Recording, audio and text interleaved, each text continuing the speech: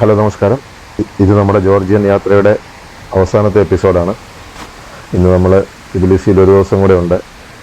അപ്പോൾ നമ്മൾ ഇന്നലെ വൈകുന്നേരം തിബിലിസിയിലെത്തി. രാത്രി തന്നെ റെൻറ്റഡ് ബൈക്ക് തിരിച്ചു കൊടുത്തു.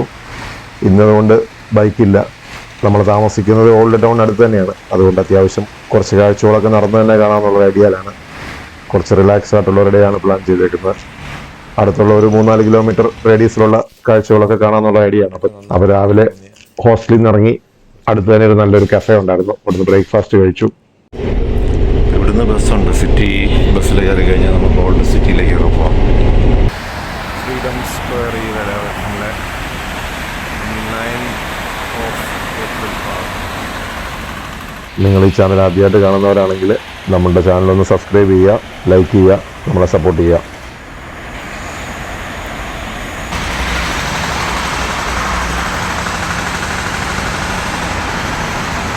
ടിപ്പിക്കൽ റോഡ് ക്രോസിംഗ് ആണ്. ജംഗ്ഷനിലെല്ലാം നല്ല പെഡസ്ട്രിയൻ ക്രോസിങ്ങിനുള്ള സബ്വേ ഉണ്ട്. എല്ലായിടത്തും മറച്ചു വെച്ചേക്കും. ഫുൾ വരകളാണ്. അങ്ങനെ ഈ നടന്നു കയറി വന്നപ്പോൾ നല്ലൊരു സ്കൾപ്ചർ കണ്ട് ഡാൻസ് കളിക്കുന്ന ഗ്രൂപ്പായിട്ട് ആൾക്കാർ ഡാൻസ് കളിക്കുന്ന ഒരു ശില്പമാണ്.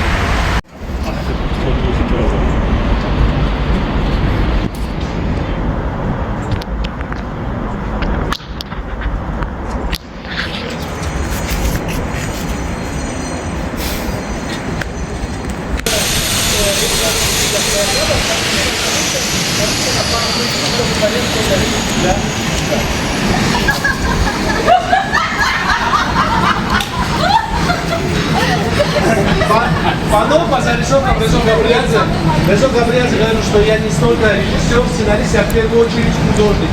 И он рисовал сначала, а потом начал жить. ഇവിടുത്തെ ഈ ഓൾഡ് ചർച്ചിലേക്ക് പോകുന്ന വഴിക്കുള്ള നല്ല ശില്പങ്ങളാണ്.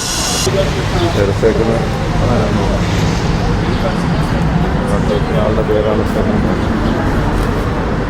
പലരുണ്ടാക്കിയേക്കുന്ന ശില്പങ്ങളാണ്.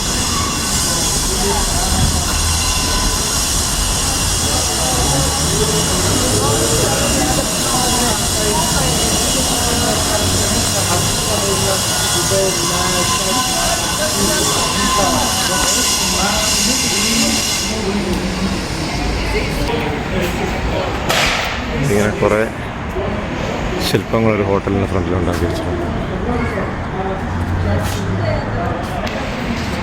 തെരേസോ ഗബ്രിയാഡ്സെ തിയേറ്റർ ഉണ്ട് ഇവിടെ. ഇതിനടുത്തുള്ള ചെറിയൊരു ക്ലോക്ക് ടവറാണ്. രസമുണ്ട്. ഒരു 6 ആഗ് ഫോമിലാണ് ടവർ പോണത്. ആ ക്ലോക്ക് ടവർ നല്ല ബ്യൂട്ടിഫുള്ളായിട്ട്.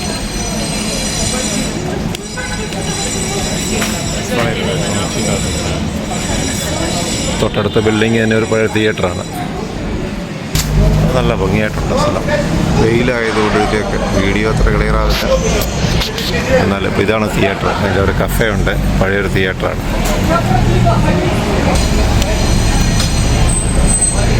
Old theatre. അപ്പോൾ അതിനടുത്ത് തന്നെയായിരുന്നു പള്ളി. 6-ാം നൂറ്റാണ്ടിലെ പള്ളിയാണ്. നല്ല പഴക്കമുള്ള. അതായത് തിബിലിസിലെ ഇപ്പോഴും സർവൈവ് ചെയ്ത് വെക്കുന്ന ഓൾഡസ്റ്റ് ചർച്ചാണ്. നമ്മുടെ ഇഷ്ടംപോലെ മൈനറ്റുകളൊക്കെ ഉണ്ട്.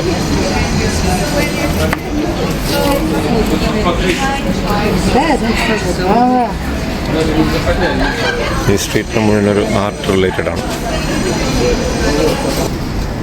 ധാരാളം പെയിൻറ്റിങ്ങുകളുണ്ട് ഇവിടെയെല്ലാം. വിൽക്കാൻ വെച്ചേക്കെന്നാന്ന് തോന്നുന്നു.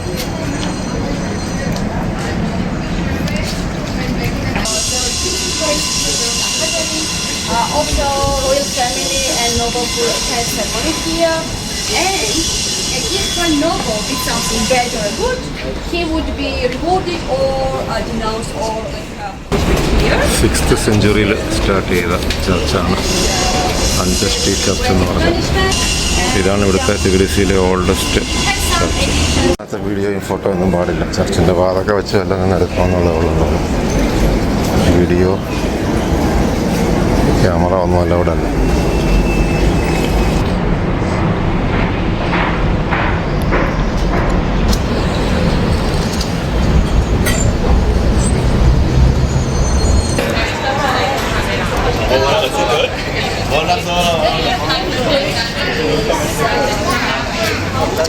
also red, and we also have black wine, which is a beer, really.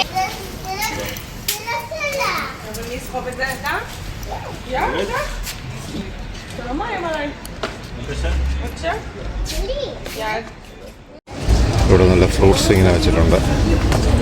ഒരു കപ്പ് ഫ്രൂട്ട്സിന് സ്ട്രോബെറി ഒരെണ്ണം മേടിച്ച് 20 20 70 പ്രൈസ്. ജ്യൂസും ഉണ്ട്. അപ്പോൾ ഇത് നമ്മളുടെ അന്ന് തിബിലിസി വന്ന ദിവസം കണ്ട ഇതുണ്ടായിരുന്നല്ലോ, നമ്മുടെ ഫ്രീഡം ബ്രിഡ്ജ്, അതിൻ്റെ അങ്ങോട്ടായത്, അതിൻ്റെ ഓപ്പോസിറ്റ് സൈഡായത്. നമ്മളന്ന് അതിൻ്റെ ആ സൈഡിൽ കൂടെ വന്നു. ഇതിപ്പോൾ അതിൻ്റെ ഓപ്പോസിറ്റ് സൈഡാണ്. കോക്ടെയിലൊക്കെ ഉണ്ടല്ലോ. 15 ലോറിക്ക്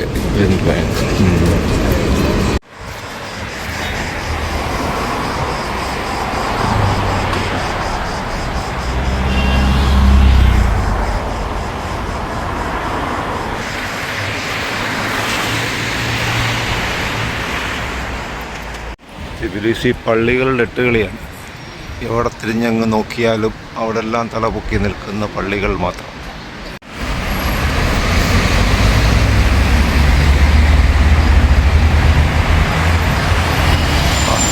ഇതാണ് മറ്റേ സെക്കൻഡ് ഒരു ചർച്ച്. ഇനിയിപ്പോൾ അങ്ങോട്ട് പോകണില്ല. അതുപോലെ പഴയ ചെറിയൊരു കുന്നിൻ്റെ മുകളിലുള്ള പോലെ ഉണ്ട്. ഇവിടെയാണ് അബാനോ സ്ട്രീറ്റ്. ഈ സൾഫർ ബാത്തൊക്കെ ഉള്ള സ്ഥലം ഇവിടെയാണ്. മിനറലല്ല, നമ്മുടെ ഹോട്ട് സ്പ്രിങ് പോലെ സൾഫർ ബാത്തൊക്കെ ഉള്ള സ്ഥലം. ഈ കാണുന്നതൊക്കെയാണ് സൾഫർ ബാത്തിൻ്റെ സ്ഥലങ്ങൾ. ആൾക്കാർ ക്യൂ നിൽക്കുകയെന്ന് തോന്നുന്നു സൾഫർ ബാത്തിന് പോകാൻ.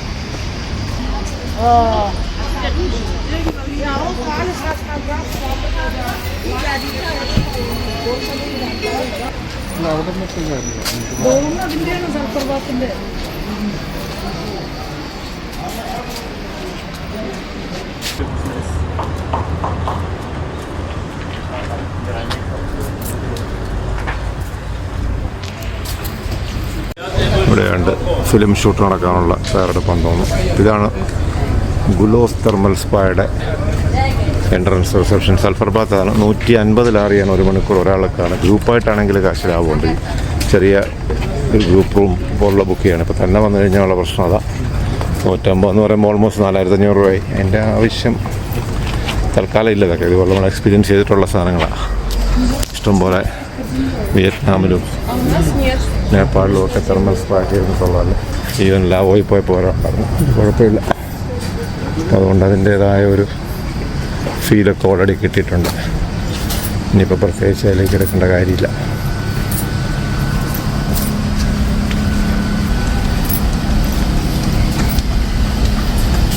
ഇതായ ദിവസം നമ്മൾ നടന്ന മോളിൽ കയറി പോയ നരിക്കല ഫോർട്ട്. പക്ഷെ അത് റിനോവേഷൻ കാരണം ക്ലോസ് ആക്കിയിട്ടായിരുന്നു. അതുകൊണ്ട് അത് കാണാൻ പറ്റിയില്ല. അതിൻ്റെ വേറൊരു താഴെ നിന്നുള്ളൊരു വ്യൂ ആണത്. ഇവിടെ വെള്ളം ഒഴുകി വരുന്നുണ്ടല്ലോ. താഴോട്ട് പോയി നമുക്ക് ഇറങ്ങി നോക്കാമെന്ന് വിചാരിക്കും. സൾഫർ ബാത്തിൻ്റെ കുറേ കൂടെ ഒഴുകുന്ന ഇതാണ്. ആൾക്കാരൊക്കെ ഇവിടെ നിന്ന് ഫോട്ടോ എടുക്കുന്നുണ്ട്. ഇതിനകത്തേക്ക് ചെറിയൊരു ടണൽ പോലെ അടിയിൽ കൂടെ പോകുന്നത്. സൾഫർ ബാത്തിൻ്റെ വെള്ളമാണോ അതല്ലാണ്ട് 2.5 ഗ്രൗണ്ട് ടണൽ പോലെ പോകുന്നുണ്ട്. റാന്തൽ വിളക്ക് പോലെയൊക്കെ തൂങ്ങിക്കിടപ്പുണ്ട്. സോ ഇവിടെ ഞാൻ നോക്കി വെച്ച് വരാം. ഇങ്ങനൊരു സാധനം ഇവിടെ ഉള്ളതായിട്ട് അവരെ കണ്ടില്ലായിരുന്നു. ജോർജിയൻ ഹിസ്റ്ററി വല്ലതും ഡിപ്പിക്റ്റ് ചെയ്യുന്ന ഫോട്ടോ എക്സിബിഷൻ പോലാന്തം ഫേമസ് ആയ ആൾക്കാരുടെ പടങ്ങളൊക്കെ ആയിരിക്കും. കുറേ ദൂരത്തേക്ക് തന്നെ വെച്ചിട്ടുണ്ടല്ലോ.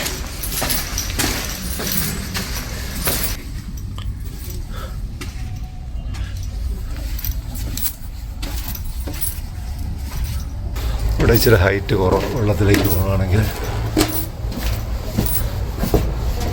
സൂക്ഷിച്ച് തലയിടിക്കാതെ പോകണം. നമ്മുടെ തല ഇടിക്കാൻ ചാൻസ് ഉണ്ട്. അപ്പോൾ ആ കനാലിൻ്റെ സൈഡിലേക്കുള്ള വഴി എല്ലാം കയറിയ അടിപൊളി. അപ്പോൾ കനാലിലവിടെ വന്നു. That's nice. കൂടി ഇങ്ങനെ ഇറങ്ങി വന്നു കഴിഞ്ഞാൽ മനോഹരമായി കനാൽ സൈഡിലേക്ക് വരും. അവിടുത്തെ വ്യൂ ആണ് പിന്നെ കാണുന്നത്. നന്നായിട്ടുണ്ട്. ബോട്ടിംഗ് ഒക്കെ നടക്കുന്നു. ബോട്ട് സഫാരിക്കുള്ള ഇതൊക്കെയാന്ന് തോന്നുന്നു.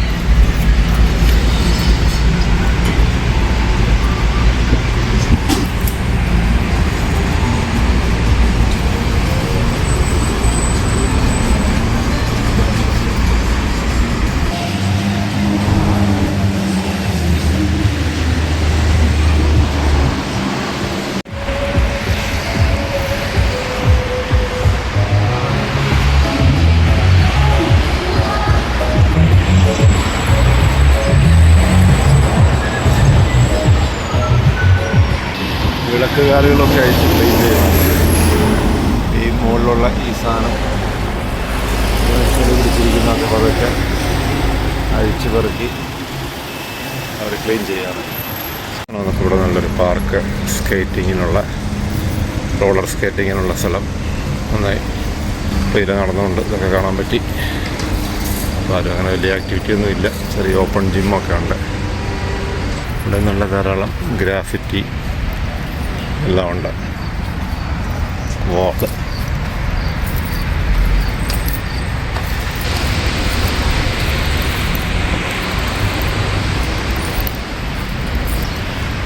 എന്നാ ഈ ഉണ്ടാക്കി വെച്ചേക്കുന്ന അറിയത്തില്ല. അതിന് ലോക്കും കീയും ഒക്കെ ഉണ്ട്. എന്നാ ലോക്കറാണ് ഇവിടെ ഇപ്പോൾ ഉണ്ടാക്കേണ്ടത് അറിയില്ല. 10 തൊട്ട് ഓൾമോസ്റ്റ് 12 വരെ നടന്നു. കുറേ കാര്യങ്ങളൊക്കെ കണ്ടു. കാല് കഴിക്കുന്നു, ചെറുതായിട്ട് വിശക്കാനുണ്ട്. ഐസ്ക്രീമും പിന്നെ കുറച്ച് പേസ്ട്രി സ്നാക്സ് പോലെ ചെറിയൊരു ഹോട്ടോകളുള്ള ഒരു ബണ്ണ് കിട്ടി. ബിയർ കൂടെ മേടിച്ചു.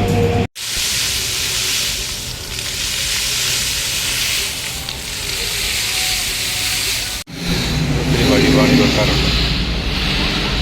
ചെറുകിട ഫാൻസി ഐറ്റങ്ങളൊക്കെ വെച്ചിട്ടുണ്ട്. കൂടുതലെല്ലാം ചൈന സാധനങ്ങളാണ്. ഹിപ്പ് ഫ്ലാസ്ക്, കീ ചെയിന്, മോതിരങ്ങൾ,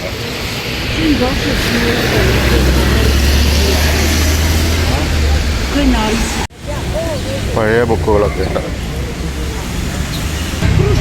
പഴയ തൊപ്പികൾ, റഷ്യൻ തൊപ്പികളൊക്കെ തോന്നുന്നു. ഓൾഡ് ടൈമിലെ സാധനങ്ങളൊക്കെ. ഗ്യാസ് മാസ്ക് പഴയ കത്തികൾ,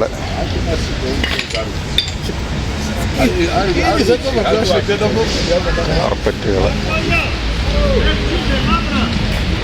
കത്തികളൊക്കെ ഉണ്ട്. ഡാഗേഴ്സ്, ഓൾഡ് ടൈപ്പ് കത്തി, പുതിയ കത്തികളൊക്കെ ഉണ്ട്. കത്രിക,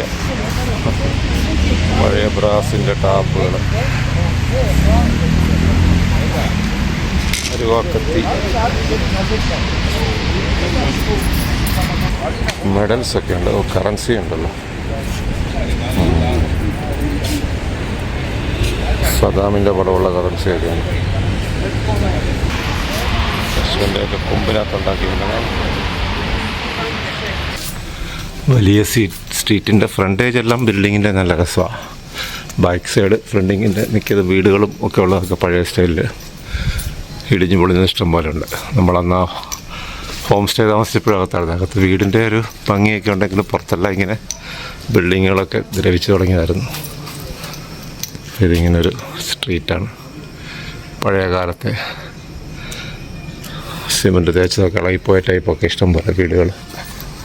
പുതുക്കി പണിയാൻ സാമ്പത്തികം അനുവദിക്കുന്നില്ലായിരിക്കും. അല്ല, ഇതെല്ലാം പൊട്ടിപ്പൊളിഞ്ഞ് കിടക്കാനായിരുന്നു. താമസിക്കുന്നുണ്ടെന്നെല്ലാം ഉണ്ട്. തുണിയൊക്കെ ഇറക്കിയിട്ടുണ്ട്. ആൾ താമസമുള്ള വീടുകളാണ്. അലക്സാണ്ടർ ഡുമാ സ്ട്രീറ്റാണ്, നമ്പർ 9. എല്ലാം പൊളിഞ്ഞ് കിടക്കും. സോ ഇതൊരു ഫുഡ് കോർട്ടാണ്. നല്ല സാധനങ്ങളൊക്കെ ഉണ്ട്. KFC ഉണ്ട്.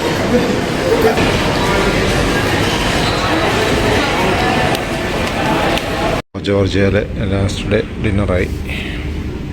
കാര്യമായ വിശപ്പില്ല. അതുകൊണ്ട് ചെറിയ ബീഫ് ഫില്ല് ചെയ്തേക്കുന്ന ഒരു ലോക്കൽ ഡിഷാണ് പറഞ്ഞേക്കുന്നത്. ഒരു ബിയറും പറഞ്ഞു. നമ്മുടെ ജോർജിയ ട്രിപ്പ് ഇന്ന് രാത്രി കൊണ്ട് ഓൾമോസ്റ്റ് തീരുകയാണ്. നാളെ രാവിലെ ഇനി എയർപോർട്ടിലേക്ക് പോയാൽ മതി. അപ്പം വളരെ ഫുൾഫില്ലിംഗ് ആയ ഒരു ട്രിപ്പായിരുന്നു. വീണ്ടും ലിബർട്ടി സ്ക്വയറിൻ്റെ അവിടെ നൈറ്റ് ഡിന്നർ കഴിക്കാൻ വന്നു. ഡിന്നറും കഴിഞ്ഞിട്ട് പതുക്കെ ബസ്സിന് വേണ്ടിയാണ്. ബസ്സിൽ കയറി നേരെ ഹോസ്റ്റലിൽ പോകണം.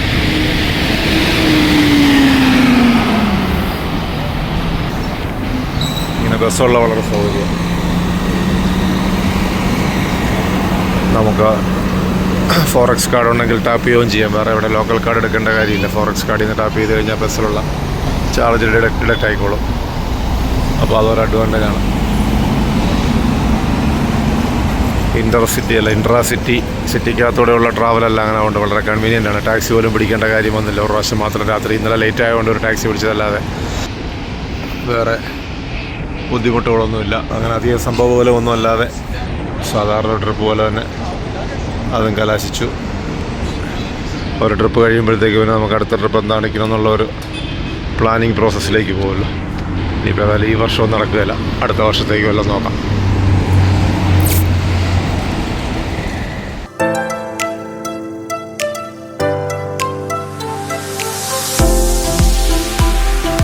അങ്ങനെ രാവിലെ 9 മണി കഴിഞ്ഞു. 9:30 കഴിയുമ്പോഴത്തേക്ക് ടാക്സി പറയാം. ബോൾട്ടും യാൻഡെക്സും ഉണ്ട്. അതുകൊണ്ട് ഏതായാലും നോക്കിയിട്ട് ഉള്ളത് നല്ലത് നോക്കിയെടുക്കാം. സീനിയർ സിറ്റിസൺസ് രാവിലെ ഇരുന്ന് ബിയറൊക്കെ അടിക്കുകയാണല്ലോ. പാർക്കിനകത്ത് കാണുന്നുണ്ട്.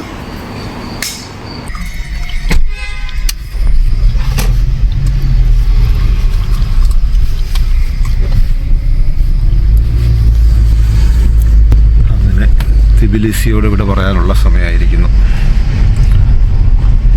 നന്നായിട്ട് എൻജോയ് ചെയ്ത ഒരു 10 days സമയം പോയതറിഞ്ഞില്ല. എല്ലാ ദിവസവും നല്ല ഹെക്റ്റിക്കായിട്ട് തന്നെ പോയി. ഓൾമോസ്റ്റ് അങ്ങനെ അധികം റിലാക്സ് ചെയ്ത് ചുമ്മാ ഇരിക്കാൻ സമയമില്ല. ഇന്നലെ മാത്രമാണ് കുറച്ചൊന്ന് റിലാക്സ് ആയിട്ടിരുന്നത്.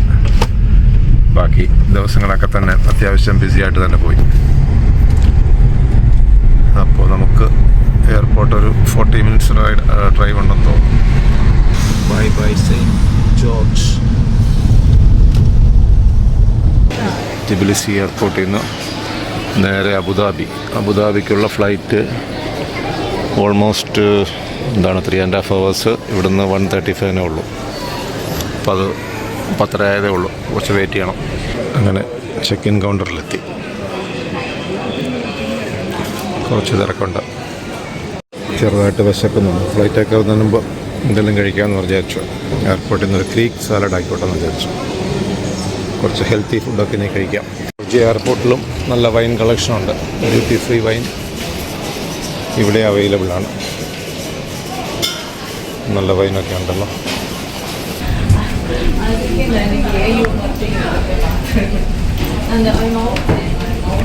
അങ്ങനെ കറക്റ്റ് സമയത്ത് ഒരു 4:30 എത്തി. അബുദാബിയിലെത്തി. ഇവിടെയാണ് വെയിറ്റ് ഉണ്ട്. ഓൾമോസ്റ്റ് 4 മണിക്കൂർ വെയിറ്റ് ഉണ്ട്. അത് കഴിഞ്ഞിട്ടേ ഉള്ളൂ ചെന്നൈ ഫ്ലൈറ്റ് ഉള്ളൂ. അപ്പോൾ അങ്ങനെ എല്ലാം കൊണ്ടും വളരെ സന്തോഷകരമായ ഒരു ജോർജിയൻ ട്രിപ്പായിരുന്നു.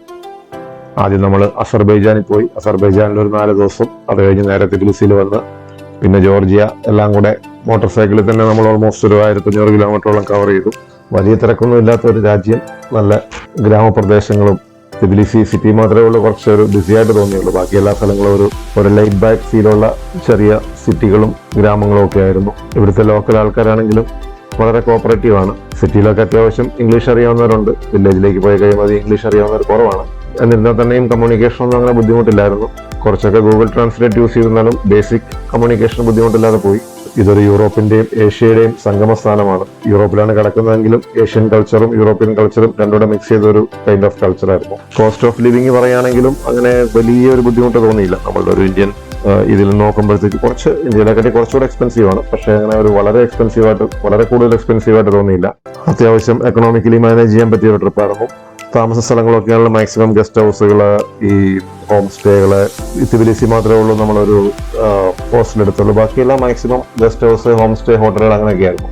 ആവറേജ് നമ്മളുടെ ഒരു ഇന്ത്യൻ റുപ്പി 1500-നും 2000-നും ഇടയ്ക്ക് തന്നെ എല്ലാ സ്ഥലങ്ങളിലും താമസിക്കാൻ പറ്റി. അപ്പോൾ ഇതൊക്കെയാണ് ജോർജിയൻ ട്രിപ്പിന്റെ വിശേഷങ്ങൾ. അപ്പോൾ ഈ ജോർജിയൻ യാത്രയൊക്കെ ഇഷ്ടമായെങ്കിൽ നമ്മുടെ ചാനലൊന്ന് സപ്പോർട്ട് ചെയ്യുക, ലൈക്ക് ചെയ്യുക, സബ്സ്ക്രൈബ് ചെയ്യുക. ഇതുപോലെ ഇൻട്രസ്റ്റിംഗ് ആയ മറ്റൊരു രാജ്യത്തെ വിശേഷങ്ങളുമായി അധികം വൈകാതെ തന്നെ നമുക്ക് അടുത്തൊരു സീരീസ് ആരംഭിക്കാം. അതുവരെ ഈ കാഴ്ചകളൊക്കെ കണ്ട് കൂടെ വന്ന എല്ലാവർക്കും നന്ദി, നമസ്കാരം. Thank you for watching.